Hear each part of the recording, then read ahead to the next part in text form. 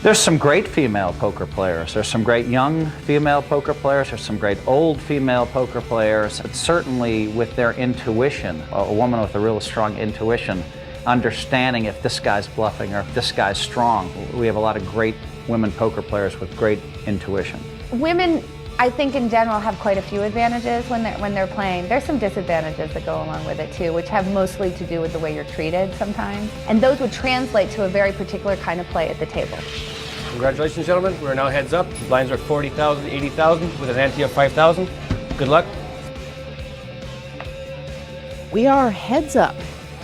And that means time to adjust your play again, I would assume, Joe. Well, time to adjust your psychology more than anything else.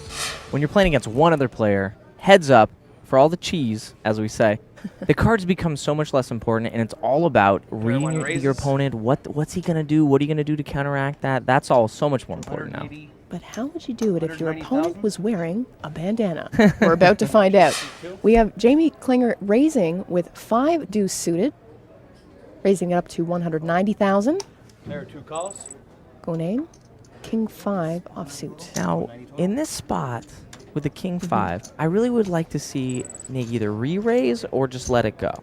You know, the problem is you don't want to get into a lot of calling, in my opinion. Heads up, because most of the time everyone's going to miss the flop, which of course is exactly what happened here. And who wins this pot? The answer is whoever has the lead. So Jamie, just by virtue of having the lead, exactly, is going to win that pot with 5 high, when in reality, Nagy could have won it with a re-raise, or he could have at least lost less with a fold before the flop. Jamie Klinger takes that one down. Aggression. Aggression pays. Aggression, aggression. So is there any point in a heads-up match where you are calling then? Can you say that's a definitive rule? It's definitely not a definitive rule. There Okay. are no definitive rules. Just in that particular situation, you know, it is heads up. With a hand, a King 5 isn't really a hand that you want to be calling with. It's not a hand that you want to play. You want to win a pot or you want to get away from it. So I just really don't like that call, especially out of position there. 40,000 call. If you call, you've got a hand. Thanks for the info. All right, Jamie Klinger now picks up Queen Jack suited. I knew doing this telecast with you was going to be bad for me. Seat 1 raises to 240,000. And raises to 240,000. Wow, so two pretty decent hands heads up. And a raise of 580,000. Now this is really a spot where Nagy put in almost half of his stack, so why not put it all in? That way you put the maximum amount of pressure on Jamie. That's what I would have liked to have seen him do there, because he pretty much is going to be pricing on any flop now. You owe me 340. And we're seeing probably going to be a spot where Jamie's going to call. You know, he doesn't have to pay too much more. He's got a monster stack. Seat 1 calls. It would make sense, and he does. Yeah, and it's a spot where, again, had Nagy been more aggressive, he may have just taken the pot right there. Of course, it could all be for naught. A queen could flop, and he could double up, and I could be an idiot, but you never know what's going to happen. We see what you're saying. The aggression certainly could have gotten Jamie off of this hand. Here comes our flop. It comes down 6 of spades, 9 of hearts, 8 of hearts. Wow, and what a big flop. Flop's a gut shot, straight flush draw for Jamie. Again, Nagy moves all in, which we expected him to do. He's going to be priced on any flop. But he's probably going to get a call from Jamie in this spot. He just has too many outs with the 2 overcards, the gut shot, straight flush draw. Both players on their feet. And it's basically a coin flip at this point. Obviously, Nagy has the better hand, but Jamie's got a great draw. Here comes the turn. It comes down to 2 of hearts. And there you go. That's all she wrote. Wow. Amazing. See, and again, I mean, I hate to harp, but had Nagy moved in before the flop, probably we never even see that flop, and this is still going on. You know what? I'm pretty sure after seeing this hand, he may never do that again in this situation. Player 1 wins the hand. Well, nice win for Jamie. He probably played the best. He was the most aggressive from the point that he sat down. So I have to say, probably the best player won this.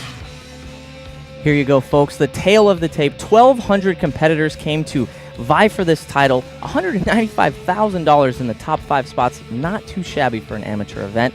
Of course, 50 spots were paid, but first place goes to Jamie Klinger, the $100,000. Let's go ahead and check in with Tina, who's chatting with the first and second place finishers.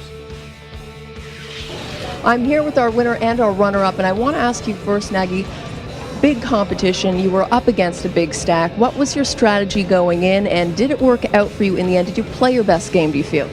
Honestly, I think I played the best game possible. Kudos to Jamie, he played a really good game. I thought I had the best hand going into the final table. Unfortunately, he beat me. But, I'd like to thank QB, Starlight. It was a great experience. Never thought I'd finish second place with $40,000 left yesterday. So, honestly, I'm really happy, and congratulations to Jamie. You should be proud. Congratulations. And of course, our first place winner, Jamie, congratulations to you. $100,000. How does that feel? Oh, it feels great. I really don't know how to say anything else besides it feels great. Well, how would you like to accept a check from Mr. Cookie Lazarus here now to present it to you? Jamie, we're very proud on behalf of the Starlight Children's Foundation and UB.net and all the people associated with putting on this tournament who have worked so hard over this past week to present to you the first winner of the UB Starlight Foundation Poker Tournament, a check in the amount of $100,000 together with the trophy emblematic of your win. Again, the check already is in your name and you can take. Congratulations again, all our success. All right, well, the party's not over yet.